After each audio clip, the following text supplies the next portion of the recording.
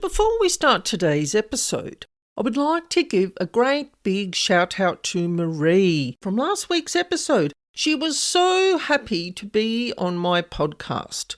Marie loves the paranormal, and this is what she said. You have fulfilled my lifelong dream of wanting to be on a podcast.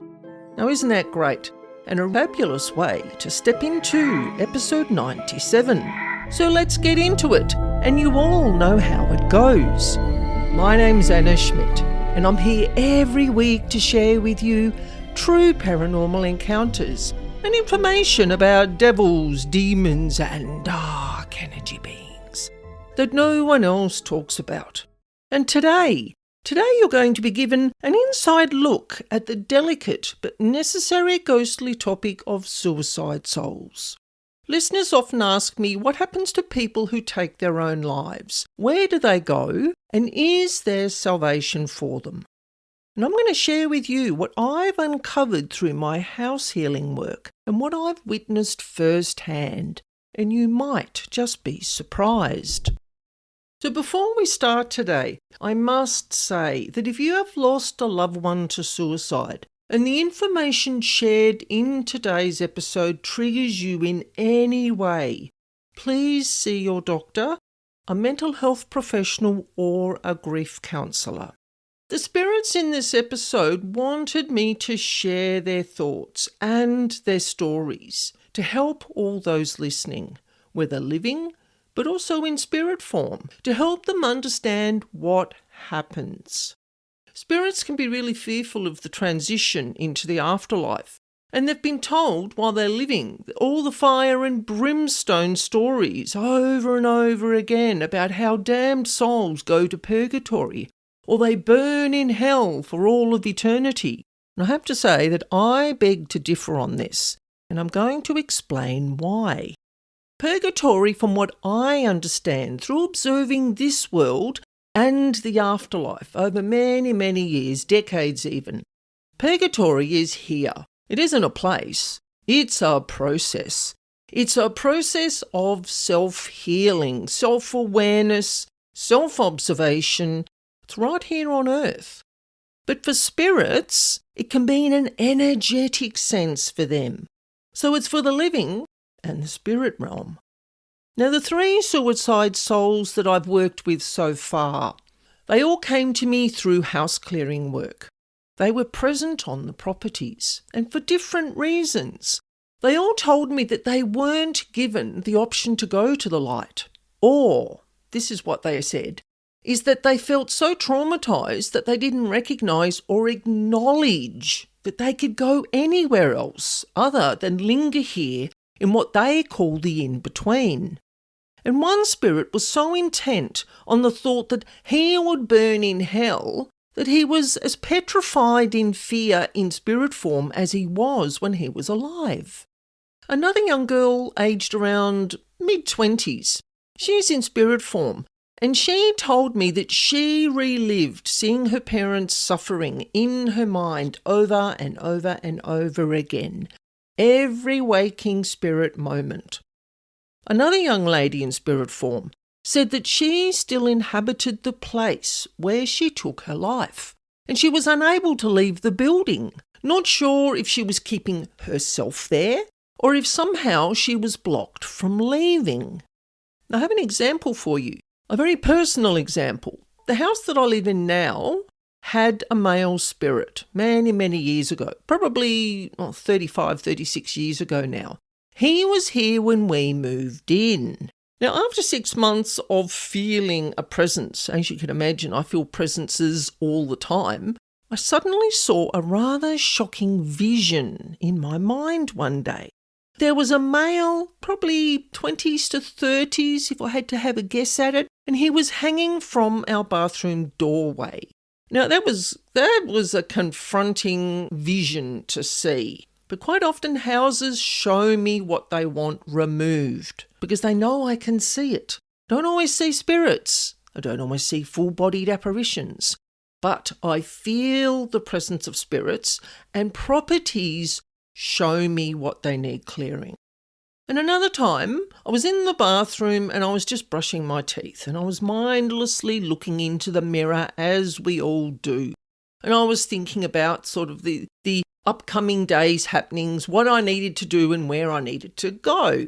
And as I'm staring at the mirror, I quite often see spirit outlines in my peripheral vision. And that's what happened in this moment. I saw in my right eye's peripheral vision, if I explain it, it's like a shimmering outline in a body shape.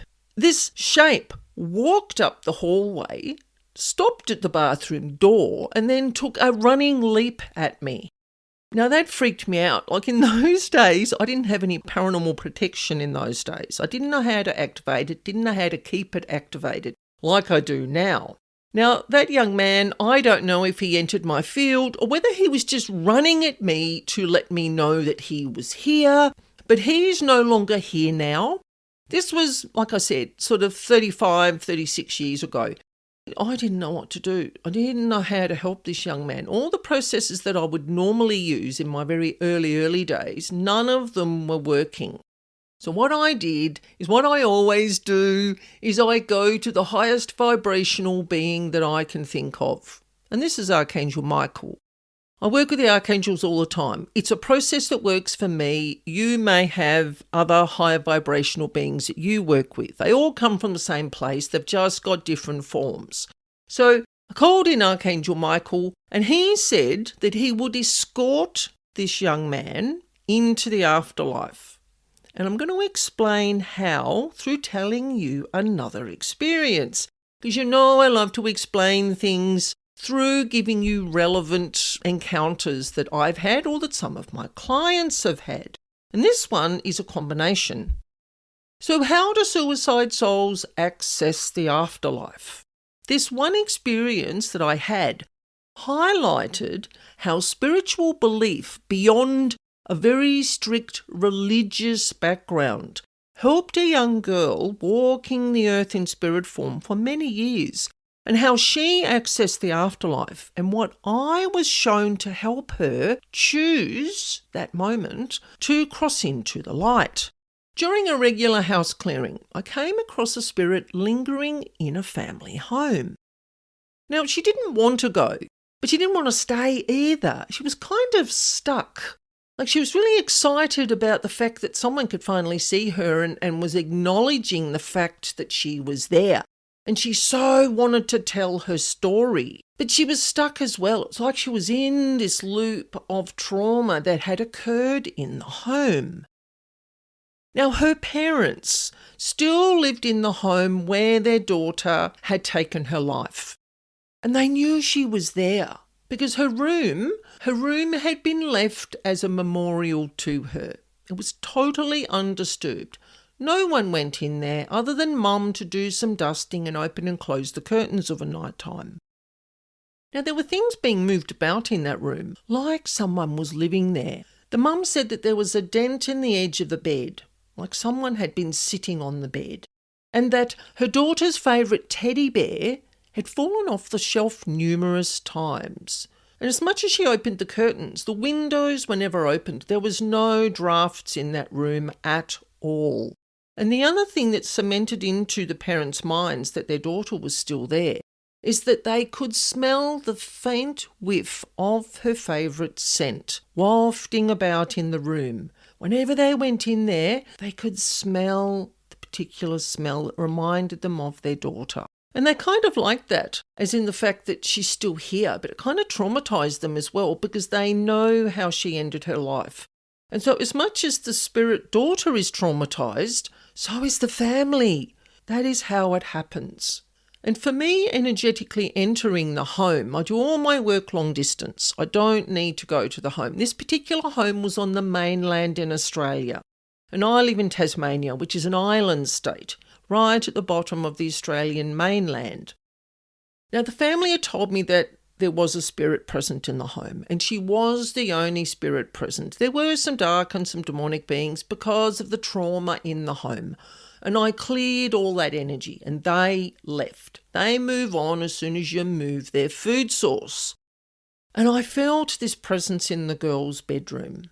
Now, the spirit wasn't cloaked, wasn't hiding, but she was simply standing there. It's like she was waiting very, very patiently. She knew that I could see her or that I could sense her, and she was just waiting until I got round to doing the full clearing of her room, because when I do house clearings, I go through every single room. Very thorough, very OCD, but it works. Now, when I got to her room, she stepped forward, like I felt her walk through the wall in front of where I work in my dining area. Spirits quite often do that. They literally walk through the wall.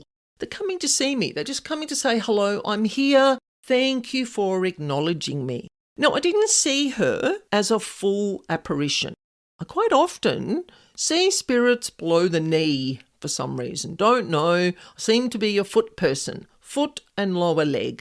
So what I saw was her sneakered feet and her lower legs. She was wearing jeans and sort of Converse type sneakers. Now she showed me in my mind's eye or my brow chakra or whatever you want to call it. It's that spiritual intuitive center within us that when you've got your psychic awareness open, spirits can tap into that sometimes to share information with you. Because they can't speak like we do. They have to find a way to get across what their problem is. Now, she said to me that she'd been in the home since her death 5 years earlier. And she saw her family every day, still sad, still mourning her loss, and still sort of moping about the house because they knew she was there.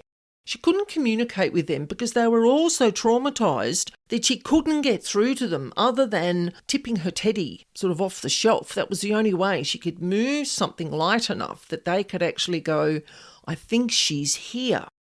She was really sorry for what she'd done. It was really a spur of the moment action when she was in a really deep fit of despair. She said at the time she didn't want help. She didn't think anyone could help her. She felt so lonely, so lost that suicide was her only way out. And she just didn't know how to fix what had happened. She felt really stuck. And she knew she couldn't go back. And she wanted to go to God, as she called it. But she sort of wavered with, would I be accepted after what I did? What would they do to me? Where would I go? Would I be separated from my friends, from my family? They're already on the other side. She was so scared that she just stayed put. Now, this being my first time working with a suicide soul, as I call them, I sat with her presence and I asked for angelic help. Because I'd never come across working with someone before that had taken their own life and they were so traumatised in spirit that they were literally stuck in the earth realm. Helping her to remove emotional imprints just simply wasn't enough, and that is what my usual process is. I help them release something that is holding them here. Now, I sat there and I asked for angelic help, as I always do, and I go straight to the top. It'll be Archangel Michael, Archangel Raphael. They'd been listening, as they always do, and I was shown my usual vision of the crossing point into the afterlife. I call it the threshold. Some people call it crossing over, or they see a tunnel, or they see a white light. I actually see a line in the sky, and you step from one side to the other, and then you're just kind of whisked off into the afterlife. Well, what I was shown was the line, but also a row of doors. Now, I've seen the doors before, and I think I've talked about it in previous episodes. I know that the first door on the right, that is the dark entity's healing space. Now, most dark entities, dark demonic beings, whatever you want to call them, they stay here on Earth because we're their food source. We're their energetic batteries that feed them. Some of them get sick of being here and they're like, I've just had enough. I don't want to be here anymore, but I'm not going back to the boss. I want to go somewhere else. I want to move on. So they go to the first door on the right. Now, I was shown another 2 doors. Those 2 doors didn't open. So I'm like, okay, they're not for me to see what's in there yet. But when we got to that next door, I instantly knew that this was a place where this young lady could go. They opened the door.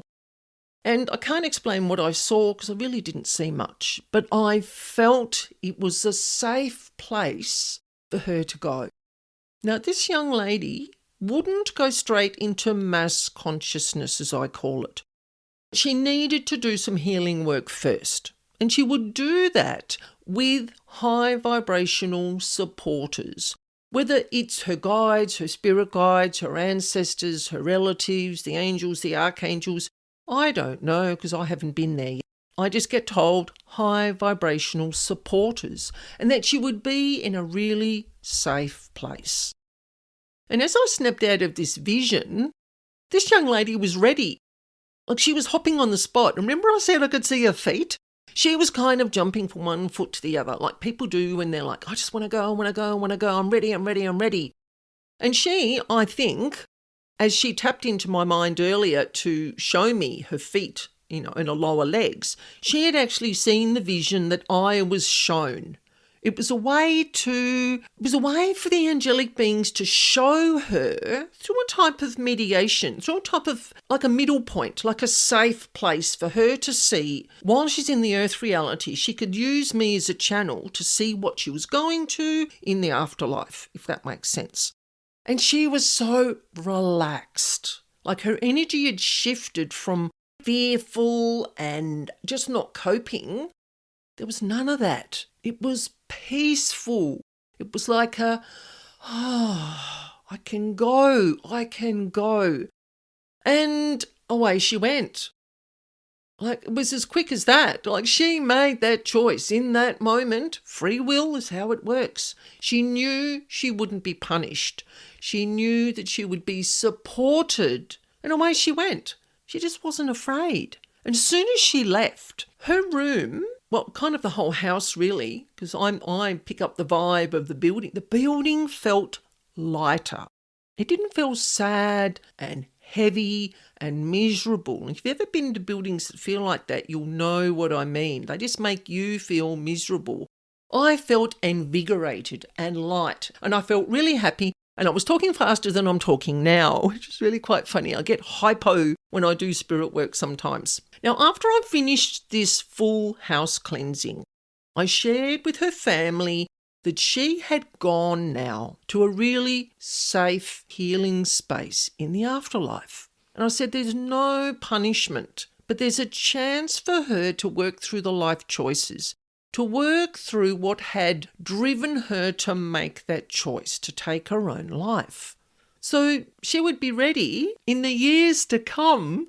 She would be one of the people, one of the spirit people that would come forward to welcome her relatives as it was their time to transition into the afterlife.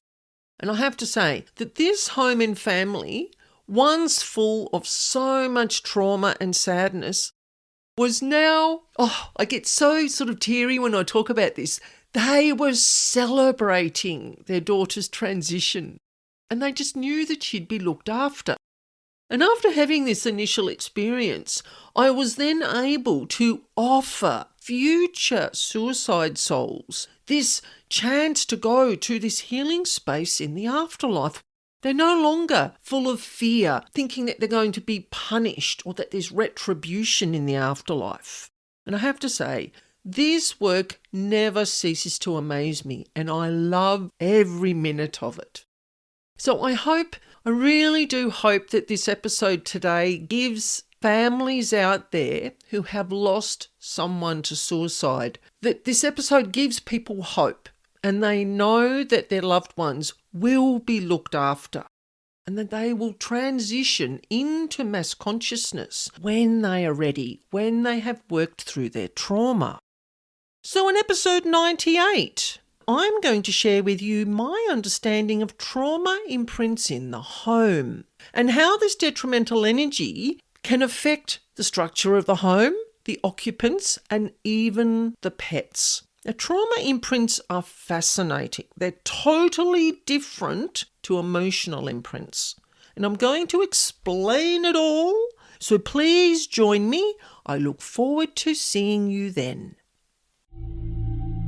If you like the content of this episode today, please think about leaving me a rating and a review. What reviews do is they let other people know your thoughts about my supernatural subject matter. People love reading reviews. and we're spreading the word about the real paranormal world around us, I would really appreciate it. Now let's get back to the episode. So thank you for joining me today, and don't forget, if you want to share a paranormal experience just with myself, or you would like me to share one of your experiences through my podcast, you can do a voice recording, or you can write out your experience and I will read it exactly as you have written.